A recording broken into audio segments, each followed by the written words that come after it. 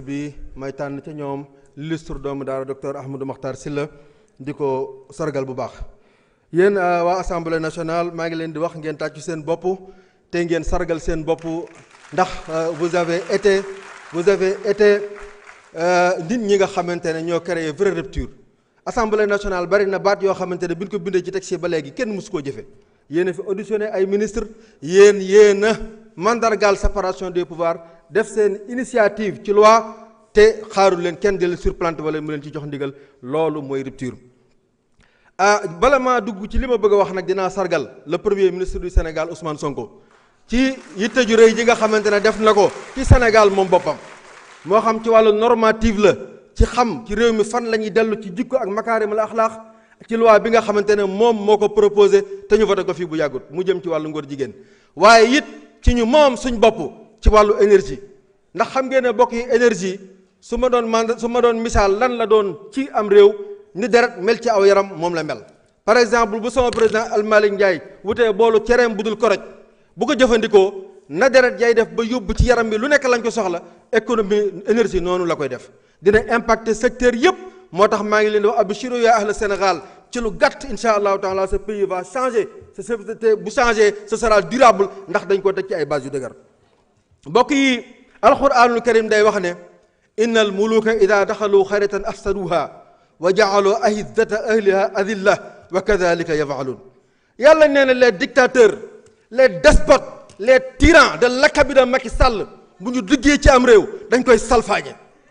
naka lañ koy salfaañee mooy tuur deret woyefal rey nit sàcc alalu réew ma toroxal gor ñi waaye ja'alu a'izzata ahliha adillah jàmbaar yi ñu jël leen not leen waaye ñi nga xamante ne ñooy la racaille de la société ñu defal leen promotion. te loolu nag saa yu ngeen fekkee Firawna mu mel noonu dina am Haamaan yu nekk ci wetam Haamaan yooyu am dañu teew fii ci salle bi tey waaye du yem ci loolu de même su demee bay dem day def jiwu fitna ci réew mi xam ngeen jiwu fitna yooyu mooy lan mooy def pas-pas ay jali muus yoo xamante ne saa yoon ko sularbee ay sénégalais faatu saa yoon ko sularbee ay nit perte seeni droit loolu moom la législature bi wax ne basta dootu fi am basta dootu fi am. waaye nag damay wax ne dafa am benn borom xam-xam bu ñuy wax Pierre Augustin dafa wax ne quand le mal a toutes les audaces le bien doit avoir tous les courages yàq lu mu leen jaral defar dinañu ko jaral barki borom Tuubaa. loi bi nga xamante ne moom lañ doon voté tey nag muy déchéance muy njombe loo xamante ne yéen a ko dëxañoon ci code électoral bi ngir génne ay sénégalais ba duñ mën a nekk ay lawax duñ mën a appliquer seen droit ci laaj responsable yu mën a diriger ci réew mi dama ne loola moo doonoon lu personnel waaye tey àlli naa bunt yi afal naa ko jàkka jàngoog ku mën doon ku mu neex na tàllal loo xam ne bëgg naa jiite Sénégal lii ku ne lu impersonnel la xam nga ne waxoo dëgg soo demee sa ko mën a kat da nga xam ne waxoo dëgg. Démocratie mooy privilégier les aspirations de la majorité. loolu moo waral tey yéen sénégalais yi nga xamante ne yéen a doy la woon le président Ousmane Sonko ba jox ko cette majorité écrasante et qui n'écrase pas li doonoon la leen ñor mooy da ngeen a joxoon président Bassirou Diomaye Diakhar Faye ak bale ne ko baleel ñu caaxaan yi fi Macky Sall bàyyi yëpp tey jii député yi ñoom ñoo jël initiative nangu bale googi fas yéene caaxaan yu fi nekk ñu bale ko tuur ko ci àll ba. li may daaneele mooy wax ne sunu gaal gii di Sénégal sa figure de proue mooy la jub jubal jubbanti gis nga ñetti yii su amul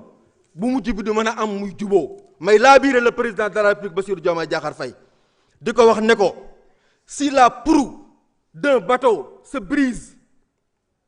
le berceau va par le fond et il coule rêve et bien. Assalamu alaikum wa rahmatullah.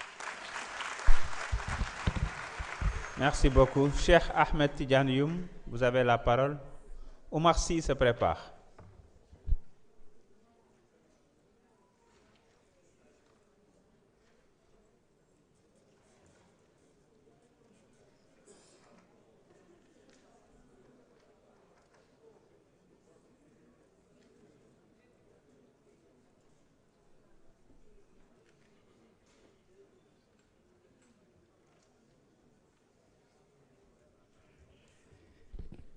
Merci, Monsieur le Président.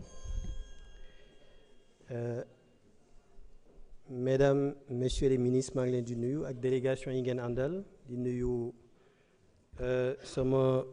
mbokku député yi nga xam ne nii ñu ngi fi teew. Tey aujourd'hui, certains de nos collègues nous ont présenté une proposition de loi relative à la modification des articles L29 et L30 du Code électoral. Une proposition de loi émanant de parlementaires est un droit qui leur est conféré par le règlement intérieur, qui est une loi organique. Lu jaadu la qu'un parlementaire qu'il fasse une proposition de loi. Sur le procédé, xawuma ci ànd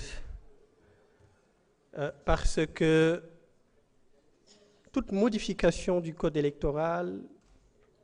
c'est une tradition, c'est pas la loi, et généralement précédée d'une concertation. Et donc, cette proposition de loi n'ayant pas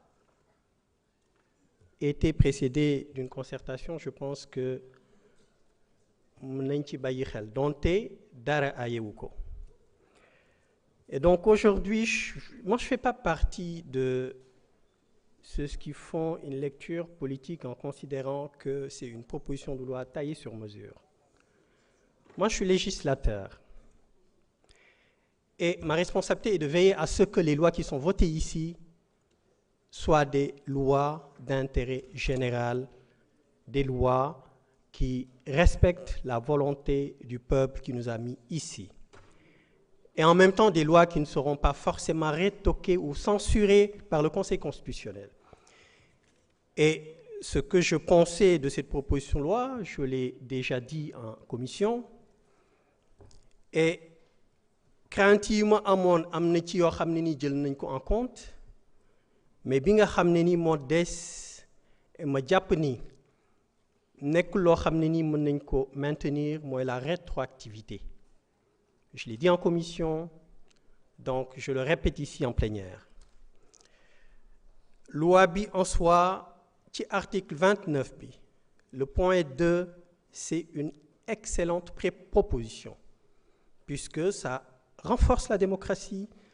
ça recentre les infractions qui sont ciblées,